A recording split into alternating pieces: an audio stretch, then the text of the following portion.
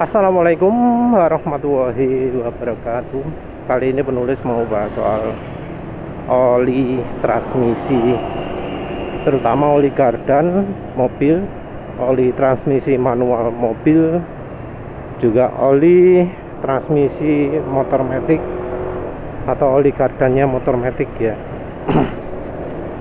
Kalau ATF terus terang penulis nggak punya kesempatan untuk melakukan percobaan apapun ya.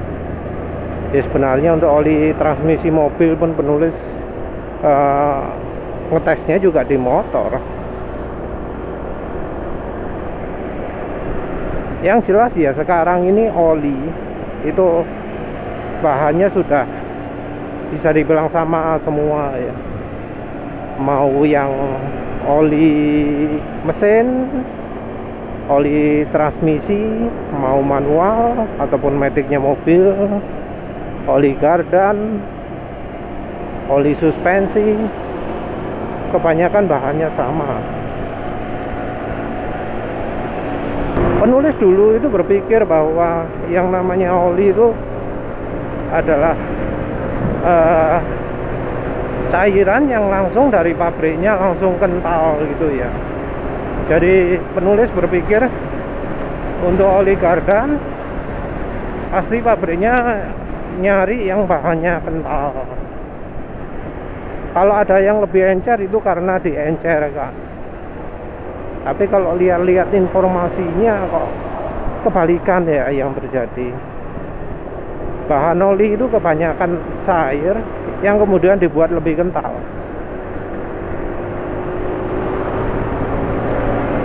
Lebih kentalnya ini tergantung dari bahannya ya.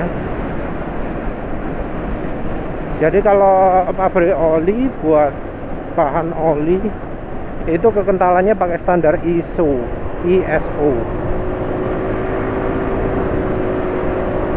Dan oli standar ISO ini ya ada yang 150, 300, ada yang ya 50, 80, ya banyak lah ya. Tapi yang jelas satuannya adalah ISO.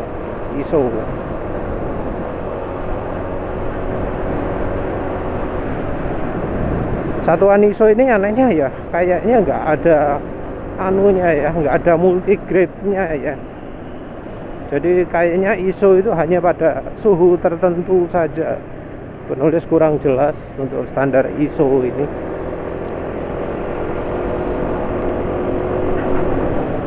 Tapi yang jelas kebanyakan bahan oli yang penulis tahu itu jualnya encer. Kalau kita lihat website yang khusus jual bahan dasar oli. Yang orang sering salah paham itu adalah kalau sudah ngomong kekentalan ya. Jadi orang banyak yang nggak tahu bahwa SAE-nya oli transmisi itu tidak menggunakan standar yang sama dengan SAE-nya oli mesin.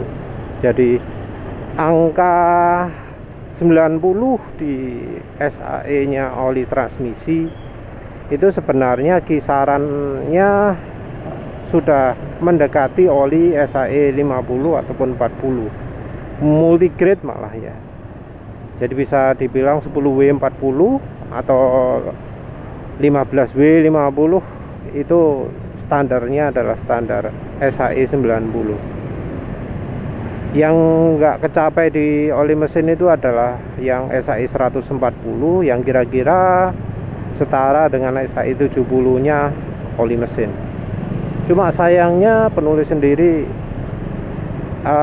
SAE 70-nya kok nggak sesuai harapan ya. Jadi penulis kan pernah beli oli Lucas ya. Oli Lucas SAE 70 yang ternyata bukan hal yang istimewa oli Lucas itu. Terus SAE 140 penulis juga sudah coba dua. Ada Roret SAE 140, ada GGI 140 yang mengecewakan semua. Jadi ya yang apa jenenge yang GGI-nya itu kekentalannya tidak SAE 140 karena harusnya jauh lebih kental. Tapi kalau tidak salah itu cuma sedikit lebih kental daripada oli meseran super yang 20W50. Padahal harusnya banyak bedanya. Terus kemudian yang roretnya mungkin ketika dingin kekentalannya sama, tapi ketika panas kok enggak ya. Jadi rasanya roret 140 itu lebih cocok disebut apa ya kira-kiranya, kayak 80W 140 ya, bukan oli single grade 140 tapi kayak 80W atau malah mungkin 70W 140. Jadi yang bikin oli ada W di depannya itu adalah shear stability-nya ya, terutama. Jadi walau data oli nggak ada shear stability, angka kecil depan itu biasanya menunjukkan kekentalan oli aslinya.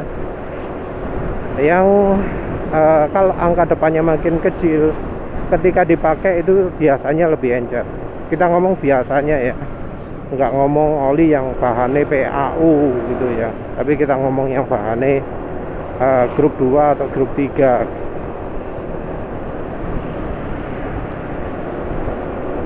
Ya soal kekentalan ini ya yang bikin penulis sangat sangat kecewa dengan oli transmisi. Penulis juga ya skeptis dengan banyak oli transmisi. Oli-oli transmisi yang paling stabil itu yang penulis temui malah justru yang bukan merek terkenal ya. Ya penulis nyobanya belum banyak emang kalau oli transmisi. Tapi yang jelas roret itu mengecewakan dari sisi kestabilan kekentalannya. Oli roret sama satu lagi jumbo ya, oli transmisi jumbo sama oli transmisi yang berkesan bagi penulis itu adalah oli transmisi jumbo dan GGI ya. Walau GGI 140 kekentalannya tidak 140 beneran, tapi ya dibanding dengan oli mesin 20W50 kayak lebih oke.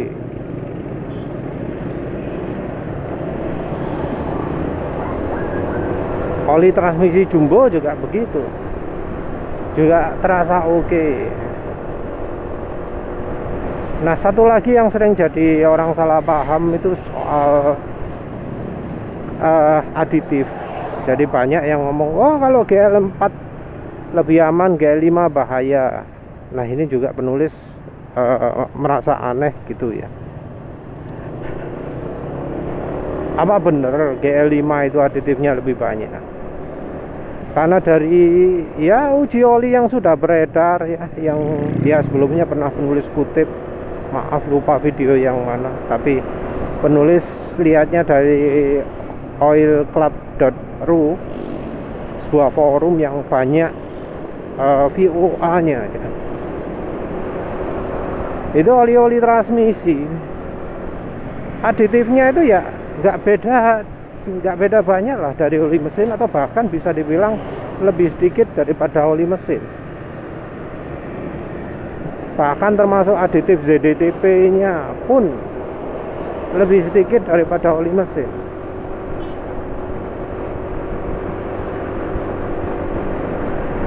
Nah terus ada yang ngomong kalau GL5 aditifnya terlalu banyak.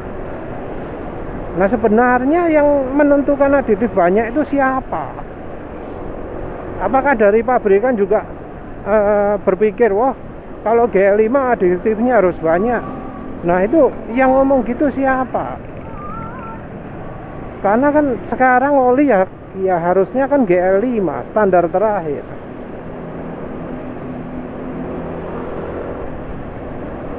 Standar terakhir dari oli transmisi.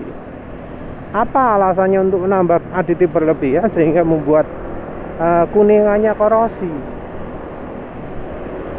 Penulis pernah lihat ya ada kasus korosi, tapi korosinya bukan cuma kuningannya toh, tapi semua.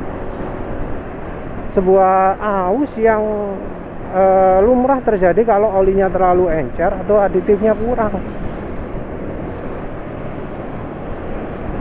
Jadi menurut penulis, aus yang terjadi di transmisi Itu terjadinya lebih karena olinya kurang baik, kurang mumpuni, bukan karena aditifnya berlebihan.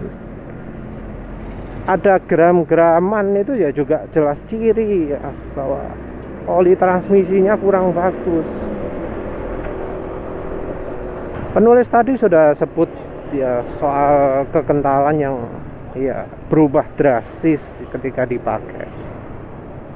Jadi ya ternyata sama dengan oli mesin. Oli transmisi juga mengalami problem shear stability yang lemah. Shear stability lemah ini ya terutama karena olinya itu bahan dasarnya kurang begitu bagus.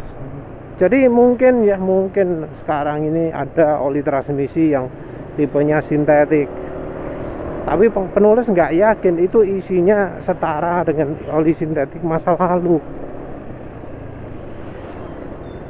Jadi sintetiknya ya rasanya adalah oli sintetik yang lebih cepat jadi hitam ya, atau yang cepat menguap itu. Karena oli transmisi itu nggak ada panas yang berlebihan, maka mungkin penguapan ini nggak akan bisa diamati. Yang lebih bisa diamati itu adalah ketika olinya jadi cepat hitam. Oli cepat jadi hitam ini ya tentu masalah juga ya, karena ya oli cepat hitam ya biasanya kemampuannya juga turun karena oli hitam kan sudah teroksidasi. Teroksidasi itu rusak. Kalau sudah rusak ya sudah bukan oli lagi ya, bukan oli yang punya kemampuan baik. Nah ini yang membuat penulis itu jadi sulit untuk rekomendasi oli transmisi. Jadi ya penulis kalau rekomendasi ya jadi terpaksa berdasarkan oli mesinnya, jadi berdasarkan produk oli mesinnya. Terus untuk merek yang produknya itu variasi banget ya, penulis nggak berani ngomong sebelum nyoba bahan olinya, sebelum nyoba oli mesinnya, sebelum nyoba oli transmisinya. Jadi contoh Rorot ya, Rorot kan produksi Pertamina. Nah Pertamina ini kan olinya macam-macam, Pastron, Prima XP, Enduro, Mesran, Meditran SX, Meditran lah ya. Itu semuanya bahannya beda-beda. Makanya penulis nggak berani rekomendasi nggak berani ngomong soal Rorot sebelum nyoba. Dan sesudah nyoba baru tahu, parah sekali ya. Jadi sepertinya Rorot itu merupakan oli yang ya bahannya menggunakan bahan yang dikentalkan sekali ya. Jadi kemungkinan bahan dasarnya itu encer, terus dicampuri sesuatu sehingga jadi sangat kental. Masalahnya pengentalnya ini ya, pengentalnya nggak tahan RPM tinggi, dipakai cepat kencang jadi encer.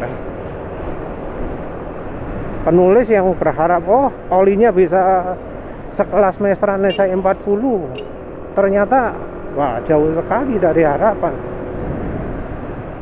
Karena ternyata olinya kok kayak oli murahan gitu ya, oli Rorot. Jadi harapannya kekentalannya tetap enggak. Dari sisi aditif juga begitu.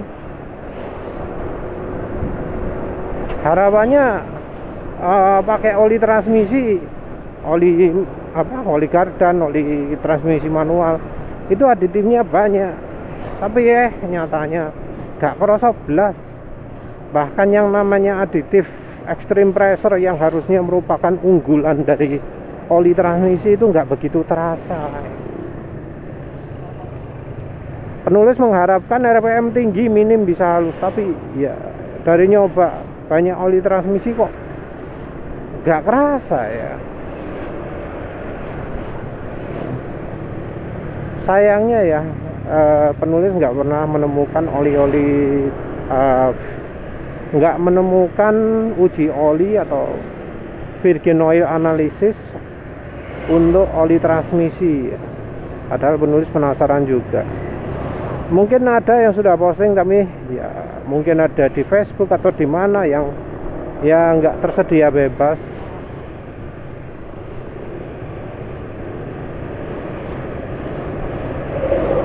Yang jelas ya dilema lah kalau sudah oli transmisi itu, karena ya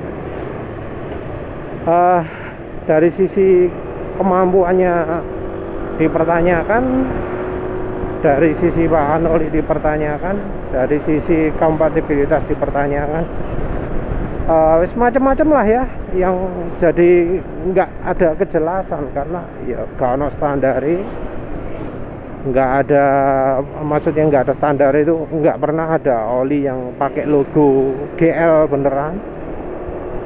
Terus selain itu ya pabrikan berani bohong kan sekarang. Jadi untuk sementara ya rekomendasi paling ya merek Eni, merek Win, Petronas, dari pabrik-pabrik yang terbukti oli mesinnya cukup oke lah. Ya wes lah, itu saja. Terima kasih sudah menonton. Assalamualaikum warahmatullahi wabarakatuh.